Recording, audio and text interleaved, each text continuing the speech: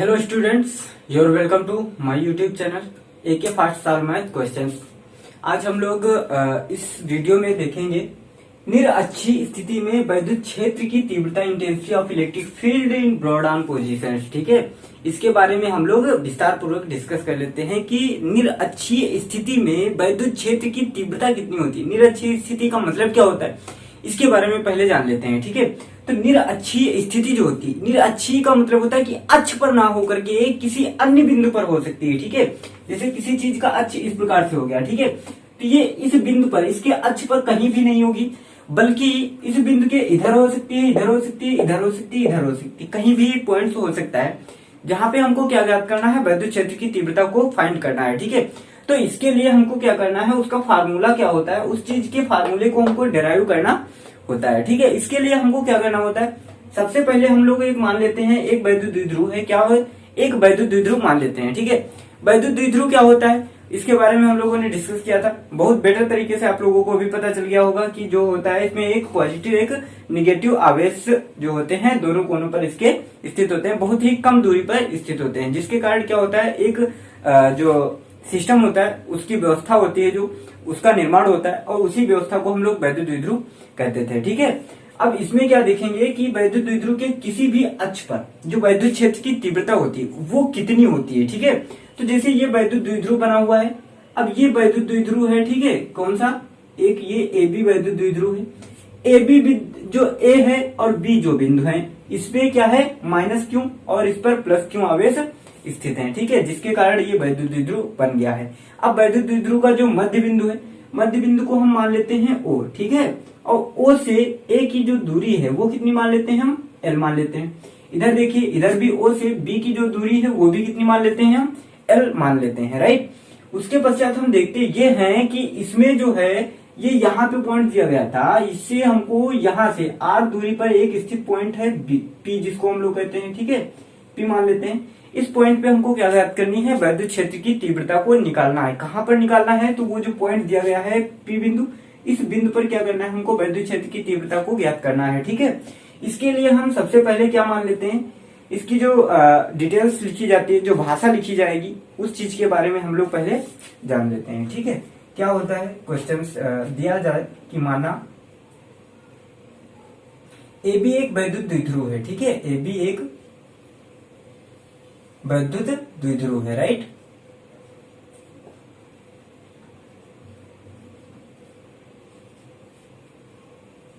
AB एक क्या है, वैद्युत द्विध्रुव है, जिसके बिंदु A और B पर क्रमशः, ठीक है, A और B पर क्रमशः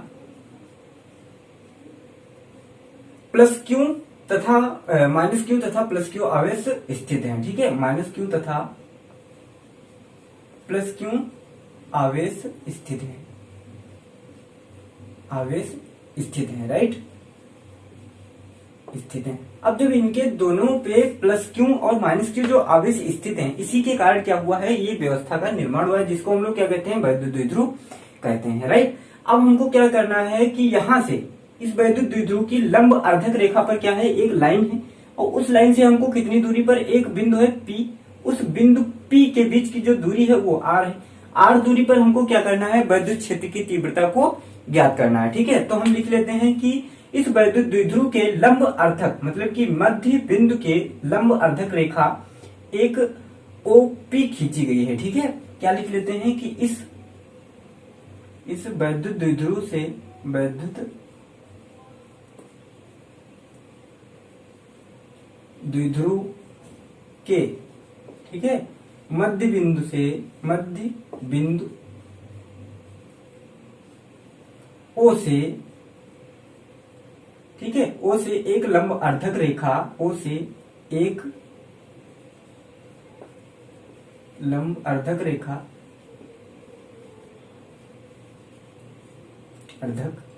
ठीक है, रेखा OP खींची गई है। ठीक है, रेखा OP है। ठीक है, क्या है, लंब अर्धक रेखा OP है। ठीक है, इस O से P क्या करना है हमको, इस बिंदु P पर वैद्युत क्षेत्र की तीव्रता ज्ञात करना है। ठीक है, वैद्युत क्षेत्र की तीव्रता ज्ञात करनी है।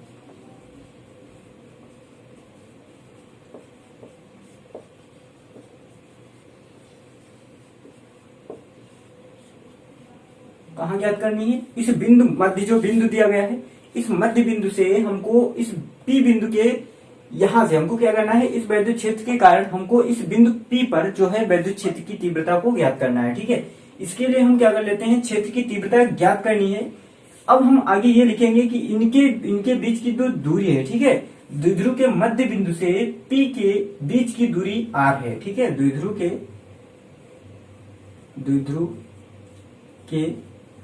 मध्य बिंदु से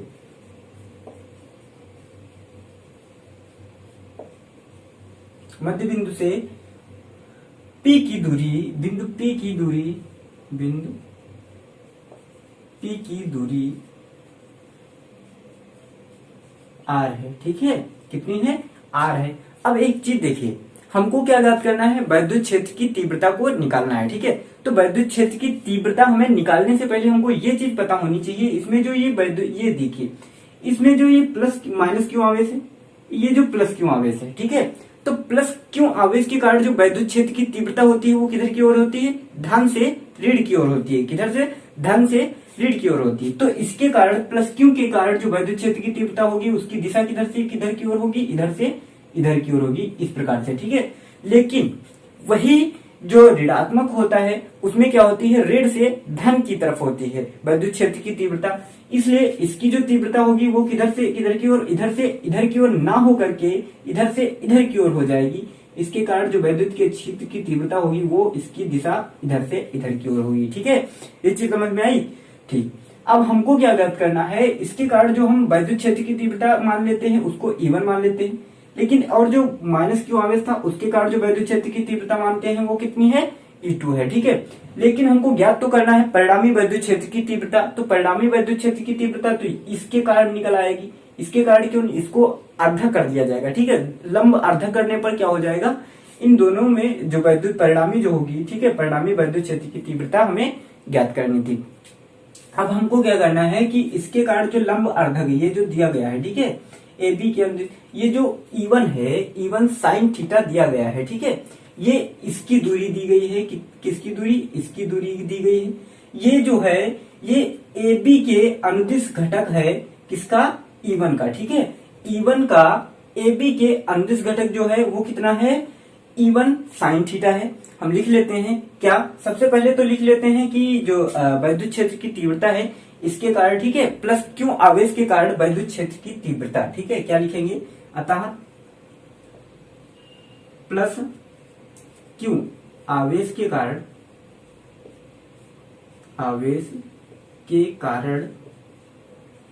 बिंदु P पर वैद्युत क्षेत्र की तीव्रता। ठीक है, बिंदु P पर वैद्युत क्षेत्र की तीव्रता।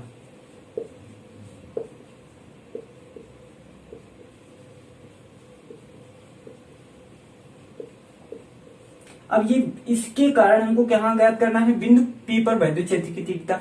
तो वैद्युत क्षेत्र की तीव्रता का जो फार्मूला होता है वो क्या होता है, वो कुछ इस प्रकार से होता है। उसको हम मान लेते हैं E1। E1 बराबर क्या हो जाएगा, ठीक है, तो E1 बराबर क्या होता है तुम्हारा 1/4 pi epsilon not, 4 pi epsilon not होता है। और क्या होता है, Q/R² होता है। ठीक है, तो Q/R² हम लिख लेते हैं, Q/R², क्योंकि R² होगा या कुछ और होगा। एक चीज ध्यान देना कि इसकी दूरी ये यहां से यहां तक की दूरी लेना है, ना कि यहां से मध्य बिंदु से यहां की दूरी लेना है, इसलिए R² नहीं होगा, ये चीज ध्यान रखना। ठीक है, ये जो R² यहाँ पे लिखा गया है ये R² नहीं होगा, इसकी दूरी ये वाली ली जाएगी, यहाँ से बिंदु ये से यहाँ तक की दूरी ली जाएगी ना, क्योंकि इस आवेश से हमको यहाँ तक की दूरी को ज्ञात करना है। तो इसके लिए हमको ये चीज ज्ञात करना है। ठीक है, तो इसके लिए आपको क्या करना होता है कि ये दूरी ज्ञात करने के लिए हमें क्या पता है कि जो वो होता है कौन सा, पाइथागोरस जो प्रमेय होती है वो समकोण जो त्रिभुज होते हैं उनके लिए लागू होती। तो ये समकोण त्रिभुज है। ठीक है, ये समकोण त्रिभुज दिख रहा है, तो समकोण त्रिभुज होने के कारण ये हो गया आधार, और ये आधार हो गया तो ये कर्ण हो गया। अब आधार और कर्ण क्या होता है, सोचिए, आधार बटे कर्ण जो होता है, आधार बटे कर्ण, ठीक है। आधार बटे कर्ण क्या होता है, या हमको क्या ज्ञात करना है, इस दूरी को ज्ञात करना है, ठीक है। तो तुमको ये दूरी ज्ञात करनी, तो ये दूरी ए बी, वही फार्मूला जो होता है, कर्ण स्क्वायर बराबर क्या होता है, कर्ण स्क्वायर बराबर लंब स्क्वायर प्लस आधार स्क्वायर। तो कर्ण स्क्वायर बराबर क्या लिखोगे, वी नो दैट क्या कि कर्ण स्क्वायर बराबर क्या होता है, पाइथागोरस प्रमेय से देखेंगे तो कर्ण स्क्वायर बराबर क्या होता था, आधार स्क्वायर प्लस लंब स्क्वायर, ठीक है। आधार स्क्वायर और प्लस लंब स्क्वायर। अब आधार स्क्वायर तुमको कर्ण कितना है, कर्ण तुमको दिया गया था बीपी, तो बीपी बराबर बीपी का स्क्वायर करेंगे, तो बीपी का स्क्वायर ना करें बल्कि इसके ऊपर रूट लगा देंगे। आधार, आधार कितना है देखिए, ओ बी है, तो ओ बी कितनी है, एल दिया गया, तो एल का स्क्वायर प्लस ये जो दी गई थी दूरी ओ पी, ये कितनी है, आर दी गई है, तो ये हो गया आर स्क्वायर। ये दूरी किसकी निकल आई, बीपी की, मतलब ये दूरी निकल आई, ठीक है। तो हम इसकी जगह आर स्क्वायर की जगह क्या रखेंगे, एल स्क्वायर प्लस आर, ये स्क्वायर ना करें, रूट ना लगाएं, ठीक है।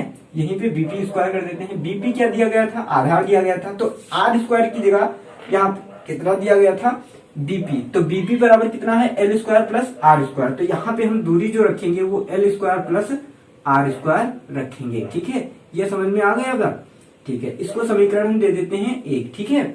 ये किसके कारण हो गया, ये प्लस क्यू आवेश के कारण जो बिंदु P पर विद्युत क्षेत्र की तीव्रता थी वो हो गई।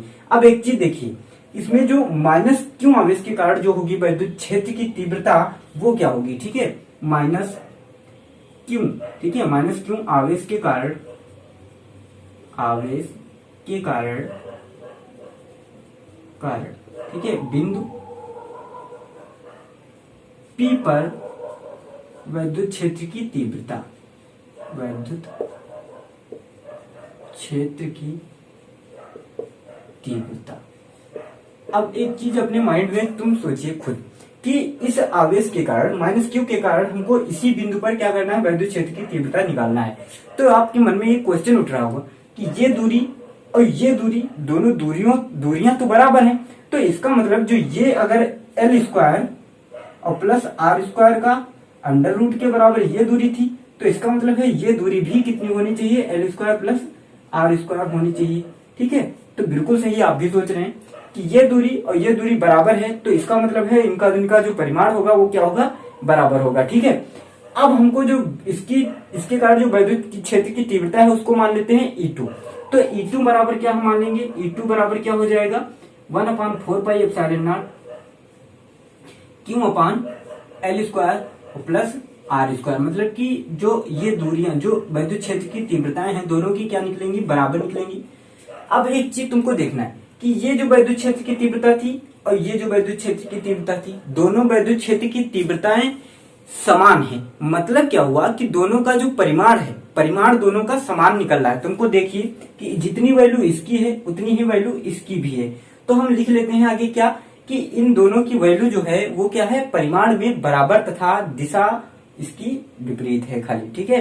तो हम क्या लिख देते हैं, जहां हम देखते हैं, क्या लिखेंगे, जहां हम देखते हैं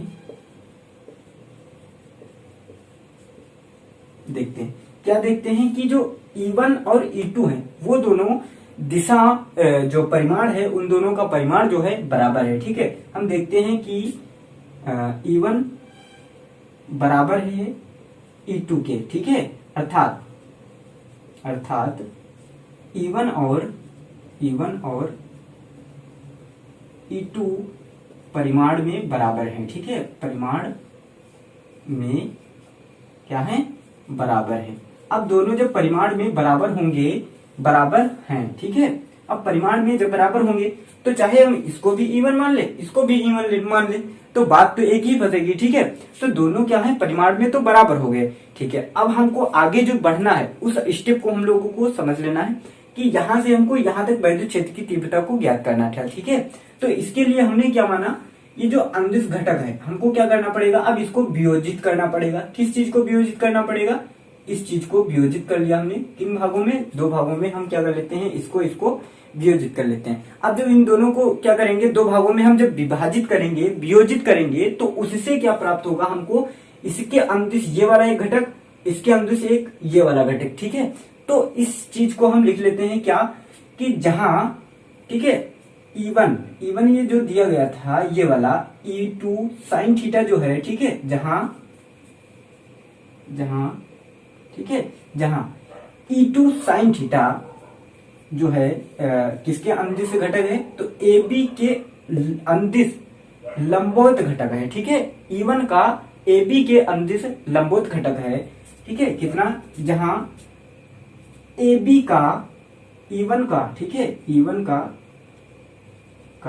AB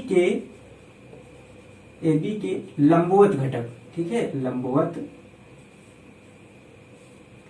जो घटक है वो कितना है, लंबवत घटक जो है वो कितना है, लंबवत घटक, ठीक है। तो लंबवत घटक तुमको कितना दिख रहा है, इधर की ओर लंब जो होता है, लंब का मतलब होता है उसके ऊपर खड़ी रेखा खींच दीजिए आप, ठीक है।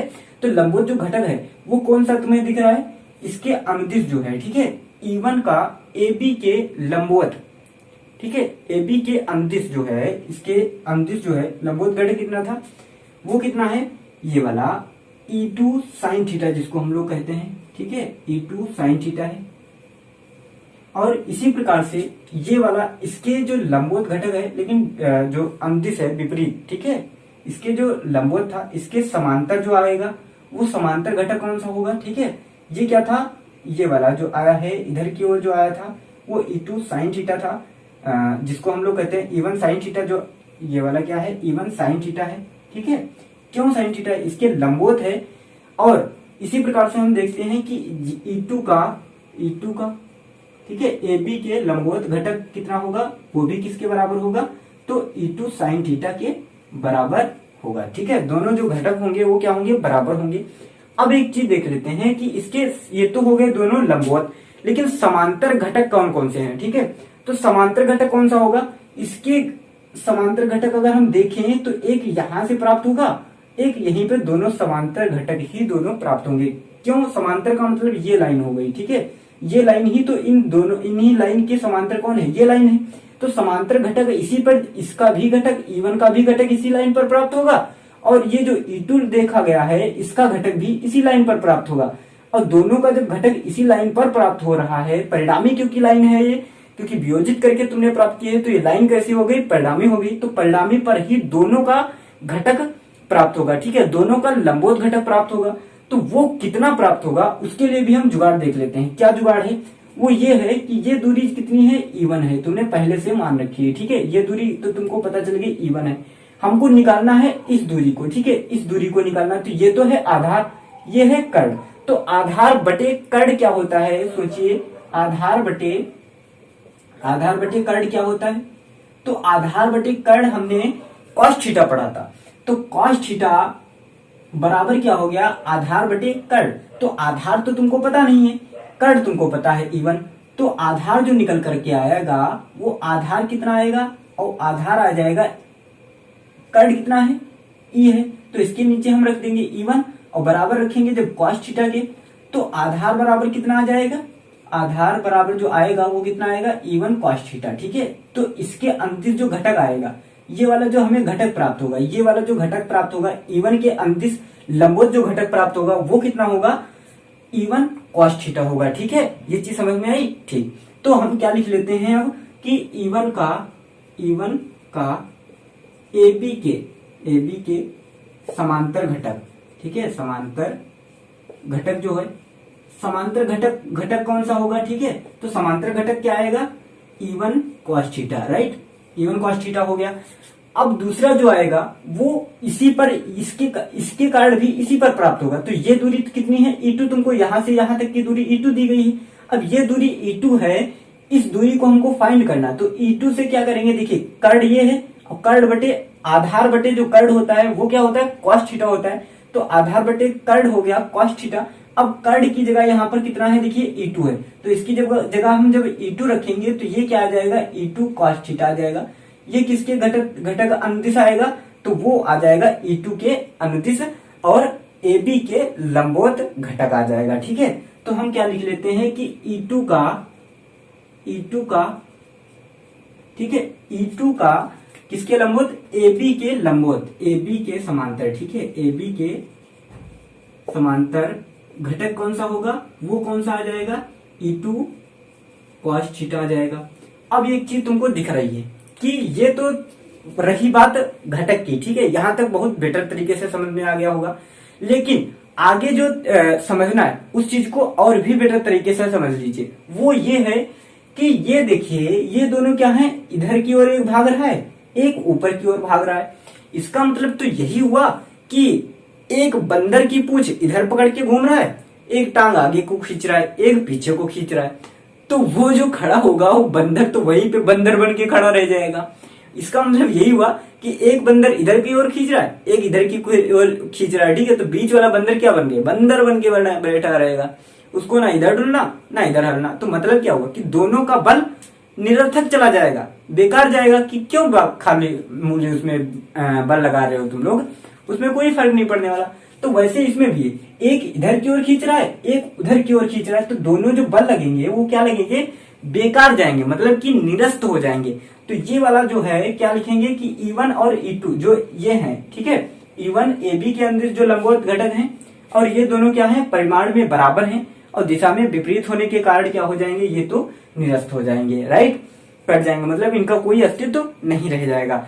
इसका हम देख लेते हैं कि ये जो वियोजित करेंगे, ठीक है, इसको जब हम लंबवत वियोजित करेंगे तो हमें क्या प्राप्त होगा, उस चीज को हम देख लेते हैं। एक चीज तुमने देख ली कि E1 और E2 क्या है, परिमाण में बराबर हैं, राइट। तो अब हम एक चीज देख लेते हैं कि ये जो इतना प्राप्त हुआ, ये दोनों के कारण प्राप्त हुआ है, मतलब कि इसके कारण जो प्राप्त हुआ वो कितना प्राप्त हुआ है, जो परिणामी प्राप्त होगा। ठीक है, तो जो परिणामी प्राप्त होगा अतः ठीक है, दोनों के कारण, ठीक है, दोनों क्षेत्र की तीव्रताओं के कारण जो यहाँ पे बिंदु P पर जो परिणामी वैद्युत क्षेत्र की तीव्रता होगी वो कितनी होगी, अतः बिंदु P पर परिणामी वैद्युत क्षेत्र की तीव्रता। तो परिणामी वैद्युत क्षेत्र की तीव्रता हमको ज्ञात करनी थी, वैद्युत क्षेत्र की, ठीक है, वैद्युत क्षेत्र की तीव्रता, ठीक है। तो वो वैद्युत क्षेत्र की तीव्रता कितनी होगी, E बराबर क्या होगा, परिणामी है तो दोनों को एक ही पर तुमने देखिए प्राप्त किया है, या E1 का घटक दोनों एक ही रेखा पर प्राप्त हो रहे थे, इसलिए जो परिणामी होगा वो क्या होगा, दोनों के जोड़ के बराबर होगा। मतलब क्या हुआ कि E1 cos थीटा और प्लस E2 cos थीटा, ठीक है, E2 cos थीटा, राइट। यहां तक तुमको समझ में आ गया, ठीक है। अब हम लोग देखते हैं आगे, प्लीज इतना स्क्रीनशॉट आप लोग ले लीजिए, फिर आगे हम लोग बढ़ते हैं, ठीक है। अब यहां तक तुमको समझ में आ गया। अब हम लोग ये देखेंगे कि इन दोनों का जो परिणामी प्राप्त होगा, वो परिणामी जो है वो कहाँ प्राप्त होगा, तो वो परिणामी इस रेखा पर प्राप्त होगा, ठीक है। इस रेखा पर क्या होगा, इन दोनों का जो परिणामी है, विद्युत बल रेखाओं का जो परिणामी है वो इसी पर प्राप्त होगा, ठीक है। क्यों प्राप्त होगा, क्योंकि ये दोनों एक इधर की ओर जा रहा है, एक इधर की ओर जा रहा है, तो दोनों बल इधर उधर जा रहे हैं, तो इसका मतलब है कि कहीं ना कहीं उसका परिणामी होना चाहिए। तो इसी के कारण क्या किया हमने, इसको दो भागों में वियोजित कर लिया। अब दो भागों में हम वियोजित करते हैं जब, तो उसका परिणामी कुछ ना कुछ होता है। वो परिणामी किसके बराबर होगा, तो वो परिणामी होगा E बराबर क्या होगा, E1 cos थीटा, क्योंकि दोनों का इसका भी घटक यहीं पर प्राप्त किया, इसका भी घटक यहीं पे प्राप्त किया, तो इसलिए परिणामी जो होगा वो दोनों के जोड़ के बराबर होगा, E1 cos थीटा, ठीक है, और प्लस E2 cos थीटा के बराबर होगा, E2 cos थीटा, ये भी cos थीटा है और ये भी cos थीटा है, दोनों के जोड़ के बराबर होगा जो परिणामी प्राप्त होगा, ठीक है, वो ये इस प्रकार से प्राप्त होगा। अब हम देख लेते हैं, लिख भी लेते हैं क्या, अतः बिंदु P पर, ठीक है, द्विध्रुव के कारण उत्पन्न वैद्युत क्षेत्र की तीव्रता, द्विध्रुव के कारण परिणामी वैद्युत क्षेत्र की तीव्रता, कारण उत्पन्न परिणामी वैद्युत क्षेत्र की तीव्रता।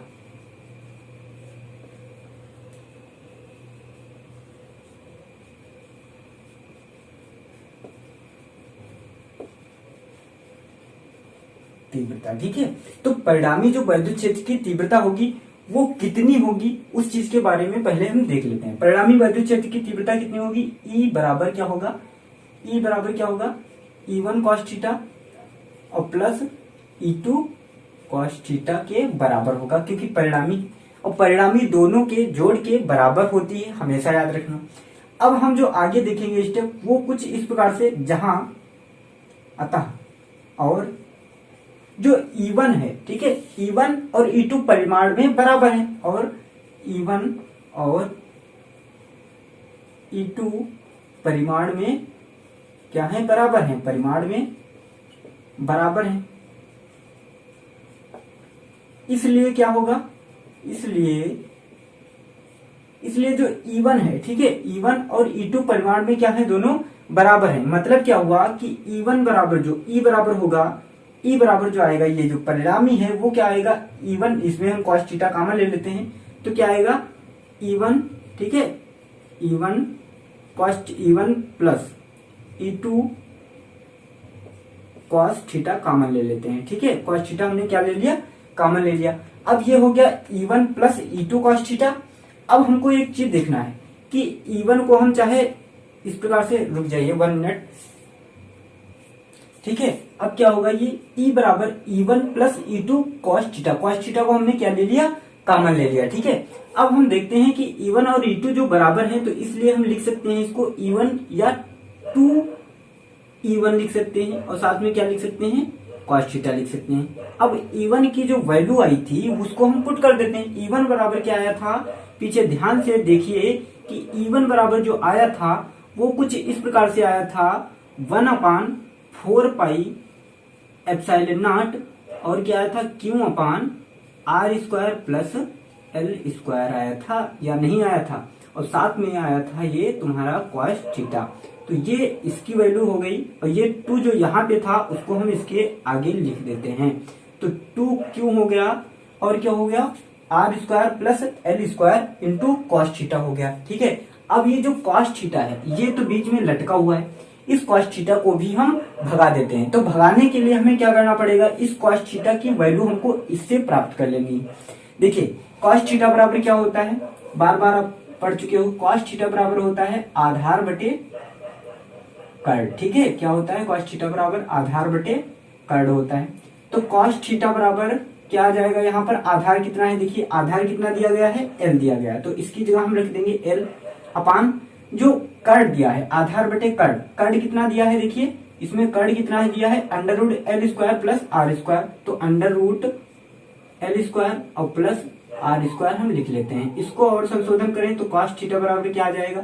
L ऊपर रहेगा और L² प्लस R² की पावर 1/2। ठीक है, क्यों? क्योंकि √ का जो मान होता है उसका मतलब होता है उसकी जो पावर होती है वो कितनी होती है? आधी होती है। राइट, यहां तक समझ में आ गया? ठीक है, अब हम इसका जो cos थीटा का मान है, cos थीटा का मान इसमें पुट कर देते हैं। ठीक है, तो क्या लिखेंगे हम? cos थीटा का मान रखने पर, cos थीटा का मान समीकरण में रखने पर,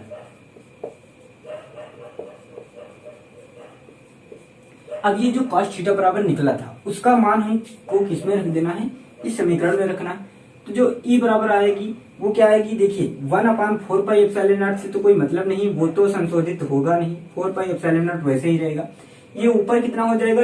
2 हो जाएगा, Q हो जाएगा और L हो जाएगा। अपान में क्या आ जाएगा? देखिए L रखेंगे cos थीटा की जगह, तो हम बाहर से मतलब है इसके अंदर ही रख लेते हैं। ठीक है, अपान में देखिए क्या आ जाएगा? ये वाला जो था ये आएगा, साथ में इसके साथ ये भी था, ये भी आएगा। ठीक है, इसका मतलब ये हुआ कि L² प्लस R² पहले से था, उसके पश्चात भी आ गया L² प्लस R² की पावर 1/2 आ गई। ठीक है, अब एक चीज देखिए कि घाते जो होती है, ठीक है, वो घाते m इंटू अगर n दिया गया है, तो अगर ऐसे हम देख लें कि x की घात m है, ठीक है, और इंटू x की घात अगर n दिया गया है, तो इसको हम लिख सकते हैं x की घात m प्लस n। राइट, इस प्रकार से हम लिख सकते हैं।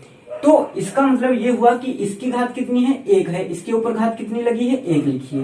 तो x की घात का मतलब हुआ कि L² और प्लस R², इसकी घात कितनी हो गई? m का मतलब 1 और प्लस यहाँ पे देखिए m का मतलब 1 और प्लस 1/2। तो 1/2 जब करेंगे तो कितना हो जाएगा, L² प्लस R² बराबर कितना आ जाएगा, 2 1 जा 2 1 जा 2 1 3 3/2 आ जाएगी। ठीक है, तो इसकी जगह हम कितना रखेंगे, टोटल की जगह जितना आया है मान 1/4πε0 आ जाएगा। ऊपर कितना हो जाएगी, और देखिए 2QL, तो 2QL बराबर क्या होता है, जो वैद्युत क्षेत्र की तीव्रता होती है P बराबर क्या होता है, 2L इंटू क्यू होती है। ठीक है, तो 2L इंटू क्यू लिखा है, तो इसकी जगह हम क्या लिख देंगे, P लिख देंगे। ठीक है, ये चीज ध्यान रखना। तो ये क्या हो जाएगा P, और P अपन क्या आ जाएगा, ये इसकी जगह पूरे की जगह क्या रख देंगे, L² प्लस R² की पावर 3/2। ये इसका क्या हो गया, सूत्र ड्राइव हो गया। ठीक है, अब इसमें एक चीज पॉइंट रह गया है, वो पॉइंट ये है कि अगर वैद्युत द्विध्रुव जो है, वो वैद्युत द्विध्रुव अगर काफी छोटा है, ठीक है, तो काफी छोटा होने का मतलब क्या है कि जिस पॉइंट पे आप वैद्युत क्षेत्र की तीव्रता ज्ञात करना चाहते हो, उस पॉइंट के लिए उसकी दूरी, जो ये वाली दूरी होगी, ये पूरी जो दूरी होगी, ठीक है, वो काफी छोटी होगी। ठीक है, यदि वैद्युत द्विध्रुव काफी छोटा है तो क्या लिखेंगे, यदि, ठीक है, L जो है L² बराबर जो आया है, ये L² जो है, L² किसकी तुलना में बहुत ज्यादा छोटा है, R² की तुलना में। तो L² को क्या कर देंगे हम, छोड़ देते हैं। ठीक है, तो L² को क्या करना है, छोड़ने पर, L² छोड़ने पर। अब जब इसको हम छोड़ने पर, अब इसको जब हम छोड़ देंगे तो यहाँ पे देखिए क्या फार्मूला नया ड्राइव हो जाएगा, वो हो जाएगा 1/4πε0। ऊपर हो गया P, और P के नीचे देखिए L² है, L² को हम गायब कर देते हैं, छोड़ देते हैं, तो क्या बचेगा, R² के ऊपर 3/2 लिखा है। अब R² के ऊपर जब ब्रैकेट लगा है तो ऊपर भी ब्रैकेट है और 3/2 लिखा है। अब ये 2 और 2 कट जाएगा, बचेगा कितना, R⁻3। तो नीचे हम लिख लेते हैं R⁻3। ठीक है, तो ये जो इसका फार्मूला निकला है, यही फार्मूला इसका वैद्युत द्विध्रुव के निरअक्षीय स्थिति पर फार्मूला निकल कर आया है। नहीं दिख रहा है, यहाँ पे लिख देते हैं। E बराबर जो आएगा वो कितना आएगा, 1/4πε0 आएगा, और क्या बचा, P/R³ आएगा। ठीक है, यही जो फार्मूला है, ये तुमको फार्मूला, इसी फार्मूले के आधार पर जो है क्वेश्चंस लगेंगे, और ये फार्मूला बहुत ज्यादा इंपॉर्टेंट है, इसीलिए इसमें काफी टाइम लग गया है। लेकिन कहावत है ना कि टाइम चाहे जितना लगे, लेकिन अगर उस टाइम को आप लगा रहे हो तो इसका मतलब उस टाइम को बर्बाद मत करिए, ऐसी जगह उस टाइम को यूज करिए जहां पे आपको कुछ फायदा हो। तो इस टाइम का आप यूज तो कर रहे हैं, इस टाइम को आप बर्बाद तो कर रहे हैं, लेकिन बर्बाद ऐसी चीज में कर रहे हैं जिससे आपको कुछ आबादी मिले, मतलब आपको भी कुछ इस चीज से जानने को मौका मिले। ठीक है, इस चीज इसलिए आप लोग क्या कर रहे हैं, टाइम को बर्बाद कर रहे हैं, लेकिन टाइम ऐसी जगह ही बर्बाद करिए जहां पे आपको कुछ सीखने को मिले, ना कि बिगड़ने को। तो इसलिए यहाँ पे ये जो फार्मूला आ गया, यही फार्मूला होगा। अब एक चीज देखिए, जो निरअक्षीय स्थिति पे आया है फार्मूला, वो क्या है, ये है। लेकिन अक्षीय स्थिति का जो फार्मूला आया था वो क्या आया था, अक्षीय स्थिति का। तो अक्षीय स्थिति का जो फार्मूला आया था वो कितना आया था, E बराबर 1/4πε0 आया था, ऊपर आया था 2P/R³। तो उसमें जो फार्मूला निकल करके आया था वो कितना आया था, 2P/R³। मतलब क्या हुआ कि 2 गुना किसका, अक्षीय स्थिति पर। ठीक है, तो हम देखते ये है कि जो अक्षीय स्थिति पर वैद्युत क्षेत्र की तीव्रता होती है, वो निरअक्षीय स्थिति पर उतनी ही दूरी पर वैद्युत क्षेत्र की जो तीव्रता होती है वो 2 गुनी होती है। ठीक है, इतना चीज आप लोगों को समझ में आ गया हो तो इस चैनल को प्लीज लाइक करें, शेयर करें, और अपने दोस्तों के पास बिल्कुल शेयर करना ना भूलें, क्योंकि ये जो चीजें होती हैं ये बहुत ज्यादा इंपॉर्टेंट होती हैं और बच्चों के समझ में बहुत कम आती हैं। इसलिए इस मेथड को, इसे जानने के लिए इजी मेथड में, इसीलिए हमने आज बहुत स्लो आप लोगों को बताया है। ठीक है, इतनी समझ में आ गई हो, स्क्रीनशॉट ले लीजिए आप लोग। ठीक है, मिलते हैं नेक्स्ट वीडियो में, तब तक के लिए जय हिंद।